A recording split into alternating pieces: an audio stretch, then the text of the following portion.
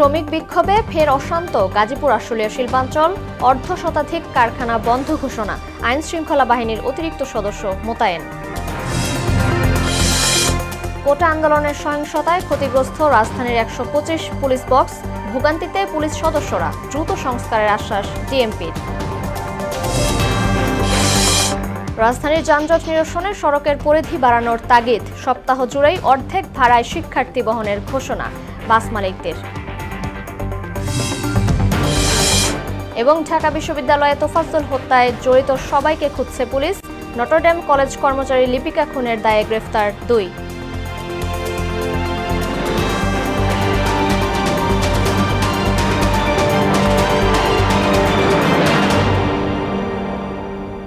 আসসালামু আলাইকুম, সবাইকে মোহনা সংবাদে স্বাগত। শুনছিলেন শিরোনাম, সঙ্গে আছে মার্জিয়া তিশা।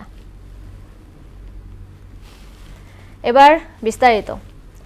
কয়েকদিন বিরতির পর আবারও অশান্ত হয়ে উঠছে গাজীপুর আশুলিয়া শিল্পাঞ্চল।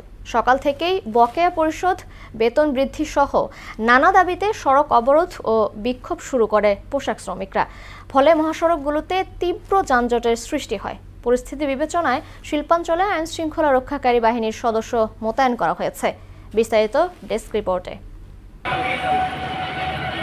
সকালে আশুলিয়ার ডিইপিজেড নবীনগর মহাসড়কের নরসিংহপুর এলাকায় জেনারেশন নেক্সট নামের একটি পোশাক কারখানায় কয়েকশো শ্রমিক সড়ক অবরোধ করে। এ অবস্থায় ৪৩টি পোশাক কারখানা অনির্দিষ্টকালের জন্য বন্ধ ঘোষণা করে কর্তৃপক্ষ। ৮টি কারখানায় শ্রমিকরা কাজে যোগ দিলেও পরে সেগুলোতে সাধারণ ছুটি ঘোষণা করা হয়। তবে গাজীপুরের কোনাবাড়ি কাশিমপুরে খোলা রয়েছে অন্তত ৪০৮টি কারখানা। বেতন ভাতাসহ বিভিন্ন দাবিতে টঙ্গীতে সোমবার সকাল থেকেই বিভিন্ন পোশাক কারখানার শ্রমিকরা ঢাকা ময়মনসিংহ মহাসড়ক অবরোধ করে। এতে টঙ্গী থেকে মাওনা চৌরাস্তা পর্যন্ত তীব্র যানজটের সৃষ্টি হয়। এছাড়া গাজীপুরের কালিয়াকৈরের কয়েকটি শিল্প কারখানাও বিভিন্ন দাবি নিয়ে বিক্ষোভকালে ঘটনাস্থল থেকে ১৮ জন শ্রমিককে গ্রেপ্তার করে সেনাবাহিনী। শিল্পাঞ্চলে যে কোনো অপ্রীতিকর ঘটনা এড়াতে কারখানাগুলোর সামনে অতিরিক্ত পুলিশ মোতায়েনের পাশাপাশি সেনা টহল অব্যাহত রয়েছে। আফরিন পপি, মোহনা সংবাদ। জাতিসংঘের সাধারণ পরিষদের ৭৯তম অধিবেশনে যোগ দিতে নিউ ইয়র্কের পথে অন্তর্বর্তী সরকারের প্রধান উপদেষ্টা ডক্টর মোহাম্মদ ইউনূস। ভোরে কাতার এয়ারওয়েজের একটি বাণিজ্যিক ফ্লাইটে হজরত শাহজালাল আন্তর্জাতিক বিমানবন্দর থেকে নিউ ইয়র্কের উদ্দেশ্যে রওনা হন তিনি। নিরাপত্তা, গণমাধ্যম কর্মী সহ মোট ৫৭ জন প্রধান উপদেষ্টার সফরসঙ্গী হিসেবে যাচ্ছেন। আগামীকাল প্রধান উপদেষ্টার সঙ্গে বৈঠক করবেন মার্কিন প্রেসিডেন্ট জো বাইডেন। শুক্রবার জাতিসংঘ সাধারণ পরিষদের অধিবেশনে ভাষণ দেবেন ডক্টর ইউনূস। কোটা আন্দোলনের সহিংসতায় রাজধানীর ১২৫টি ট্রাফিক পুলিশ বক্স ক্ষতিগ্রস্ত হয়েছে। আর এই কারণে ভোগান্তিতে পড়েছেন পুলিশ সদস্যরা। টানা ডিউটি করার পরও নেই বিশ্রামের জায়গা, ওয়াশরুম ব্যবহার নিয়েও পড়তে হয় বিপাকে। এমন অবস্থায় রোদ বৃষ্টি মাথায় নিয়ে দায়িত্ব পালন করে চলছেন তারা। তবে শিগগিরই পুলিশ বক্সগুলো সংস্কারের আশ্বাস দিয়েছে ডিএমপি। মনিরুল ইসলামের বিশেষ প্রতিবেদন। রোদ বৃষ্টি, ঝড়ঝঞ্ঝা আর শব্দদূষণ ট্রাফিক পুলিশের নিত্যসঙ্গী। রাস্তায় দাঁড়িয়ে দায়িত্ব পালন করতে হয় ২৪ ঘন্টা। মাঝে মাঝে নিতে হয় একটু বিশ্রাম, কিন্তু ঢাকার অধিকাংশ ট্রাফিক বক্সই ক্ষতিগ্রস্ত। ছাত্র জনতার অভ্যুত্থানে ডিএমপির ১২৫টি পুলিশ বক্স ক্ষতিগ্রস্ত হয়। নিরাপত্তা ঝুঁকিতে দায়িত্বও পালন করতে পারেনি ট্রাফিক পুলিশ। তখন ট্রাফিক নিয়ন্ত্রণের দায়িত্ব নেয় শিক্ষার্থীরা। পরে পরিস্থিতি স্বাভাবিক হলে সড়কের শৃঙ্খলার দায়িত্ব বুঝে নেয় ট্রাফিক পুলিশ। কিন্তু তারা আগের মতোই ট্রাফিক নিয়ন্ত্রণ করলেও বিশ্রামের জায়গা নেই ওয়াশরুমও।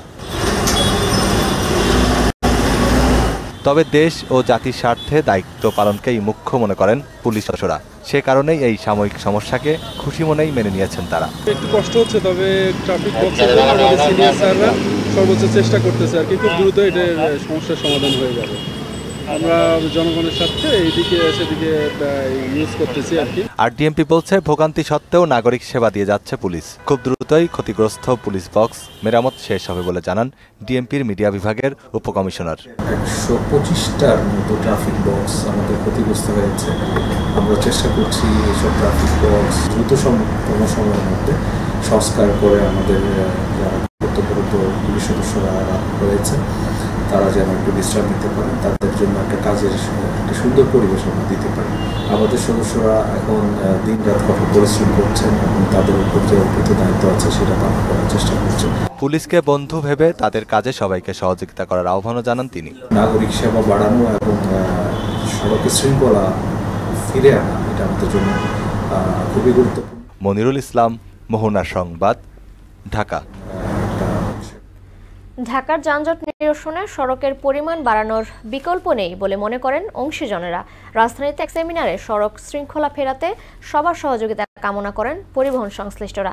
মঙ্গলবার থেকে সপ্তাহে ৭ দিনই শিক্ষার্থীদের কাছ থেকে বাসে অর্ধেক ভাড়া আদায়ের ঘোষণাও দেয় ঢাকা মহাসড়ক পরিবহন মালিক সমিতি। আরও জানাচ্ছেন রেজা খান। সড়কে শৃঙ্খলা ফেরাতে ইঞ্জিনিয়ার্স ইনস্টিটিউশন মিলনায়তনে অংশীজনদের অংশগ্রহণে সেমিনারের আয়োজন করে পরিবহন মালিক সমিতি। এতে ৫ দিনের বদলে পুরো সপ্তাহ জুড়েই ঢাকা সহ দেশের সকল মহানগরে ছাত্রদের বাস ভাড়া অর্ধেক করার ঘোষণা দেয়া হয়। রাষ্ট্র যথাযথ পদক্ষেপ নেবে কিভাবে আমাদের যে শিক্ষার্থীদের পূর্ণাঙ্গ হাফপাসের পূর্ণাঙ্গ দাবি সকল গণপরিবহনে, শুধুমাত্র বাস না। যান চলাচলে ২৫% রাস্তার বিপরীতে রাজধানী ঢাকায় আছে মাত্র ৮%। যানজট নিরসনে এ বিষয়েও দৃষ্টি দেওয়ার তাগিদ দেওয়া হয় সেমিনারে। আমরা ঘোষণা দিয়েছি সড়কের নামে কোনো চাঁদাবাজি হবে না, বৈধ অবৈধ কোনো চাঁদাই উঠবে না। জ্যাম নিরসন কিভাবে করা যায়, কর্মঘণ্টা কিভাবে বাড়ানো যায় সেই দিকে অবশ্যই লক্ষ্য রাখবেন। সড়কে শৃঙ্খলা ফেরানো সহ পরিবহন শ্রমিকদের অধিকার নিশ্চিতের দাবি জানান শিক্ষার্থী সহ সংশ্লিষ্টরা। পরিবহন সেক্টরটাকে, অর্থনীতির চাকাটাকে সচল রেখেছেন, অথচ আপনাদের কিন্তু মিনিমাম চাকরির নিরাপত্তাটা এই রাষ্ট্র এখন পর্যন্ত দেয় নাই। কেবল কালো নয়, যানবাহন থেকে ৩ ধরনের ধোঁয়া নির্গমন বন্ধে উদ্যোগ নেয়ার তাগিদ দেন বিআরটি এর পরিচালক। কালো ধোঁয়া আমরা বন্ধ করব, সেটা করলে হবে না। আমাদের সাদা ধোঁয়া, নীল ধোঁয়া যেগুলো আছে সব ধোঁয়াই আমাদের বন্ধ করতে হবে।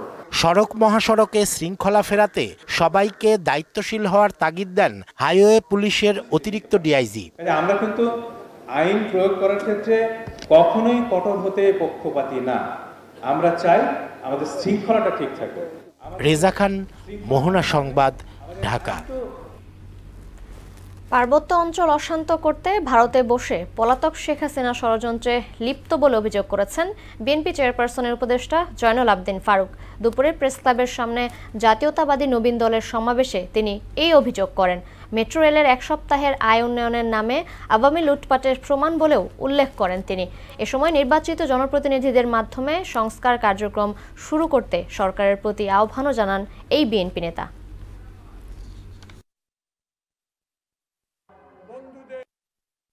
সকল রাজনৈতিক দল যারা আন্দোলনে ছিল, যারা সংগ্রামে ছিল, তাদের সাথে আলোচনা করে আমার নেতা মির্জা ফখরুল ইসলাম আলমগীর যে বলেছে একটি রোড ম্যাপের প্রয়োজন, যে রোড ম্যাপ দ্বারা বাংলাদেশের জনগণের ভোটে নির্বাচিত সরকার দেশ পরিচালনা করবে। ঢাকা বিশ্ববিদ্যালয়ে অপ্রকৃতস্থ যুবক তোফাজ্জলকে পিটিয়ে হত্যার ঘটনায় জড়িত সবাইকে গ্রেফতারের তৎপরতা অব্যাহত রয়েছে বলে জানিয়েছেন পুলিশ। সকালে এক ব্রিফিংয়ে এ তথ্য জানান জেএমপি মিডিয়ার উপকমিশনার তালেবুর রহমান। এদিকে নটরডেম কলেজ স্টাফ লিপিকা গোমেজের হত্যার রহস্য উন্মোচন করেছে পিবিআই। হত্যাকাণ্ডে জড়িত 2 জনকে গ্রেফতার করেছে। মনিরুল ইসলামের রিপোর্ট।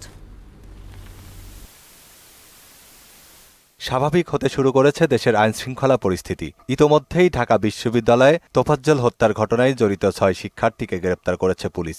মোহাম্মদপুরের রায়ের বাজারে জোড়া খুনের ঘটনায় জড়িতরাও গ্রেপ্তার হয়েছে। সাফল্যের ব্যাপারে একটু আলোকপাত করতে চাই। রাজধানীর পুরান ঢাকা থেকে নটরডেম কলেজের অফিস সহকারী লিপিকা গোমেজ হত্যায় 2 জনকে গ্রেপ্তার করেছে পিবিআই। সংস্থাটির ডিআইজি সাইদুর রহমান বলেন, মূলত চুরি করতেই লিপিকার বাসায় প্রবেশ করে জুয়েল ও নজরুল নামে 2 বন্ধু। তাদের চিনে ফেলাই লিপিকাকে হত্যা করা হয়। লিপিকা কোনো কারণে জেগে গিয়েছে বা কোনো শব্দ করেছে, সুতরাং তাদের হাতে ছিল সেই রড, পানির যে পাইপ, সেই পাইপ দিয়ে তারা তার মাথায় সজোরে আঘাত করে এবং তাকে বালিশ দিয়ে চাপ দিয়ে রেখে তার মৃত্যু নিশ্চিত করে। তাতে তারা লিপিকা যদি জেগে যেত তাহলে হয়তো বা তাদেরকে চিনে ফেলতো যেহেতু তারা পূর্ব পরিচিত ছিল। এদিকে তোফাজ্জল হত্যায় জড়িতদের গ্রেপ্তারের চেষ্টা অব্যাহত রেখেছে পুলিশ। একে সর্বোচ্চ গুরুত্ব দিয়ে কাজ করছে বলে জানান ডিএমপির উপকমিশনার তালিবুর রহমান। আমাদের তদন্তটা আসলে এখনো চলমান রয়েছে। তদন্তে যদি আরো কারো সংশ্লিষ্টতা আসে, আরো কারো সংশ্লিষ্টতার অভিযোগ পাওয়া যায়, তবে সেক্ষেত্রে অবশ্যই তাকে আমরা আইনের আওতায় নিয়ে আসবো। আমরা সর্বোচ্চ গুরুত্ব দিয়ে আমরা এই মামলাটা তদন্ত করছি। আর কর্মক্ষেত্রে অনুপস্থিত পুলিশ সদস্যদের বিষয়ে বিধি অনুযায়ী ব্যবস্থা নেওয়া হবে বলেও জানান তিনি। সেই নিয়ম কানুনের অনুযায়ী, সেই বিধি অনুযায়ী যদি কেউ কর্মস্থলে বিনা অনুমতিতে অনুপস্থিত থাকে তার প্রতি বিভাগীয় ব্যবস্থা গ্রহণ করা হয়। শুক্রবার মোহাম্মদপুরের রায়ের বাজার বধ্যভূমি এলাকায় 2 খুনের ঘটনায় মিরাজ মোল্লা নামে একজনকে গ্রেপ্তার করেছে পুলিশ। অভিযান চালিয়ে মোহাম্মদপুর থানা পুলিশ কর্তৃক এই মামলার একজন আসামি মিরাজ মোল্লা তাকে গ্রেফতার করতে সক্ষম হয়। মনিরুল ইসলাম, মোহনা সংবাদ, ঢাকা। উপহার নয়, রপ্তানি পণ্য হিসেবে ভারতে ইলিশ যাচ্ছে বলে জানালেন পরিবেশ, বন ও জলবায়ু পরিবর্তন এবং পানি সম্পদ মন্ত্রণালয়ের উপদেষ্টা সৈয়দা রিজওয়ানা হাসান। তিনি বলেন, এটা বাজার মূল্যে ভারতে রপ্তানি করা হচ্ছে, যাকে ছোট করে দেখার সুযোগ নেই। সকালের নোয়াখালীর কোম্পানিগঞ্জের মুছাপুর রেগুলেটর এলাকা পরিদর্শন শেষে তিনি সাংবাদিকদের এসব কথা বলেন।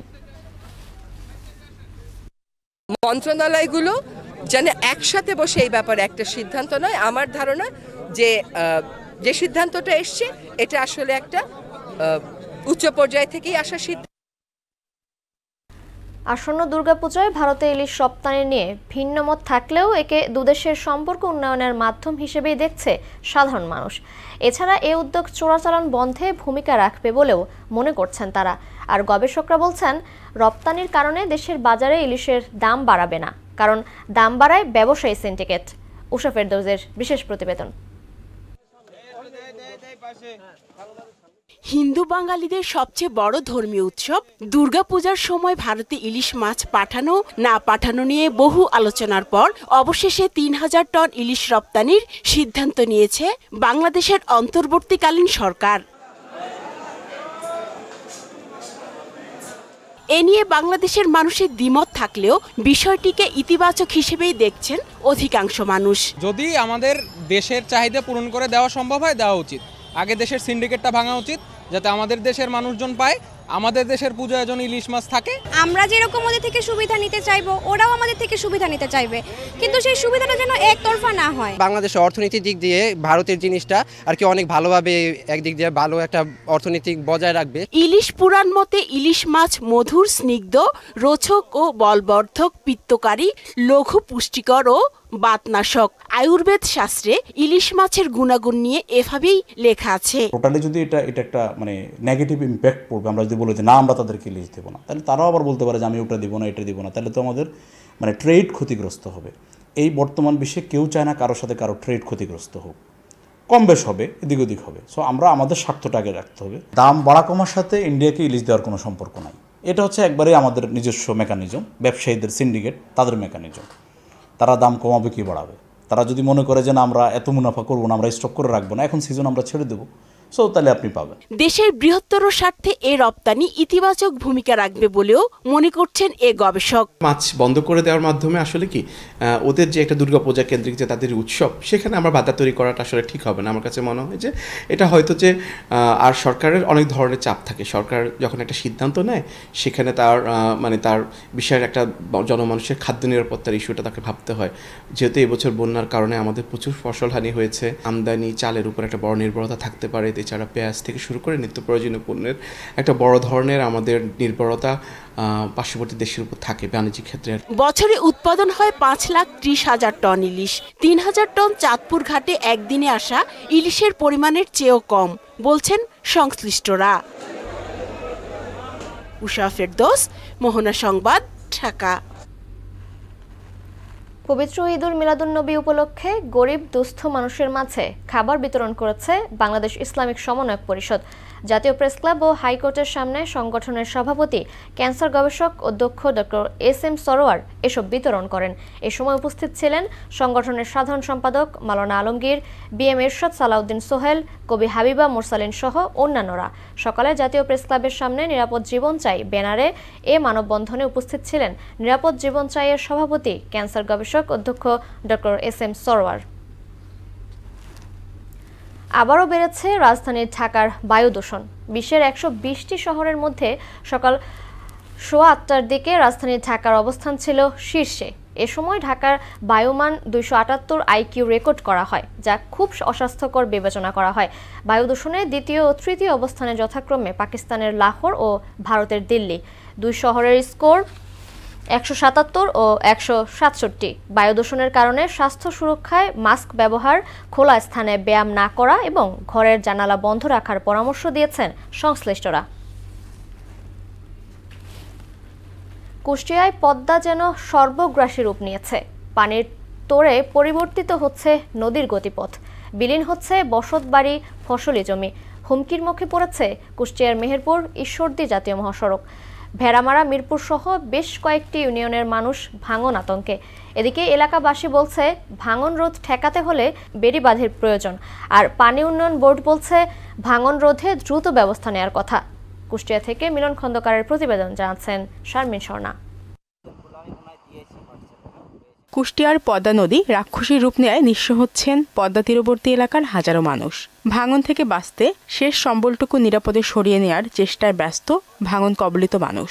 পানির তোড়ে প্রতি বছর কুষ্টিয়া, ভেড়ামারা, মিরপুর, দৌলতপুর, কুমারখালী, খোকসা উপজেলার বিস্তীর্ণ এলাকা বিলীন হলেও এবার পরিস্থিতি আরও ভয়াবহ। বিশেষ করে জেলার ভেড়ামারা ও মিরপুর উপজেলার বেশ কয়েকটি ইউনিয়ন তীব্র ভাঙনের কবলে। জিওব্যাগ নদীতে ফেলা হলেও থেমে নেই ভাঙন। এটি রোধে স্থায়ী বেড়িবাঁধ দরকার বলে মনে করছেন এলাকাবাসী। নদী ভাঙে তো খাবার তো চুলা জ্বালাতে পারছি না, যেটুকু আছে সেইটুকু নষ্টর পথে। টাওয়ারের কাছে অনেক জিওব্যাগ ফেলছে, তাতে কিছু হয়নি। পানির চাপে টাওয়ারটা আজকে গোড়া থেকে উপড়িয়ে গেছে। জাতীয় গ্রিডের সাথে সরকারের যে একটা যোগসূত্র সম্পর্ক আছে সেটা যখন ভেঙে যাচ্ছে, তার মানে গ্রাম আমাদের যে কি হবে আসলে আমরা বলতে পারছি না। এদিকে ভাঙন কবলিত এলাকায় দ্রুত কার্যকর ব্যবস্থা নেওয়ার আশ্বাস দিলেন স্থানীয় পানি উন্নয়ন বোর্ডের এই কর্মকর্তা। ইতিমধ্যে ঠিকাদারের মোবিলাইজেশনের জন্য আমরা কিছু ওয়ার্ক অর্ডার প্রদান করছি এবং তারা অতি শীঘ্রই, যেহেতু পানির তীব্রতা এখন বেশি, এই মুহূর্তে কাজ বাস্তবায়ন করা দুরূহ ব্যাপার, সেক্ষেত্রে তারা এখন সাইট মোবিলাইজেশন সহ ম্যাটেরিয়ালস ম্যানুফ্যাকচারিং করার জন্য তারা প্রস্তুতি গ্রহণ করছে। আশা করি হয়তো পানির লেভেলটা একটু কম হলে ওরা কাজ বাস্তবায়ন শুরু করবে। শুধু আশ্বাস নয়, দ্রুত এর বাস্তবায়ন চায় পদ্মাপাড়ের মানুষ। শারমিন স্বর্ণা। শেষ করব মোহনার সংবাদ, যাবার আগে শিরোনামগুলো আরও একবার।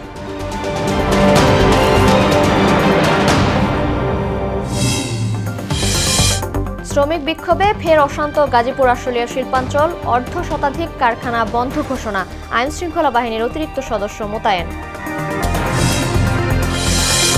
কোটা আন্দোলনের সহিংসতায় ক্ষতিগ্রস্ত রাজধানীর 125 পুলিশ বক্স, ভোগান্তিতে পুলিশ সদস্যরা, দ্রুত সংস্কারের আশ্বাস ডিএমপির। রাজধানীর যানজট নিরসনে সড়কের পরিধি বাড়ানোর তাগিদ, সপ্তাহ জুড়ে অর্ধেক ভাড়ায় শিক্ষার্থী বহনের ঘোষণা বাস মালিকদের। এবং ঢাকা বিশ্ববিদ্যালয়ে তোফাজ্জল হত্যায় জড়িত সবাইকে খুঁজছে পুলিশ, নটরডেম কলেজ কর্মচারী লিপিকা খুনের দায়ে গ্রেফতার 2।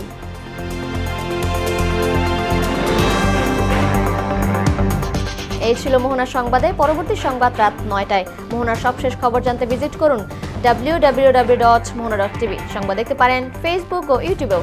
এতক্ষণ সঙ্গে থাকার জন্য ধন্যবাদ সবাইকে।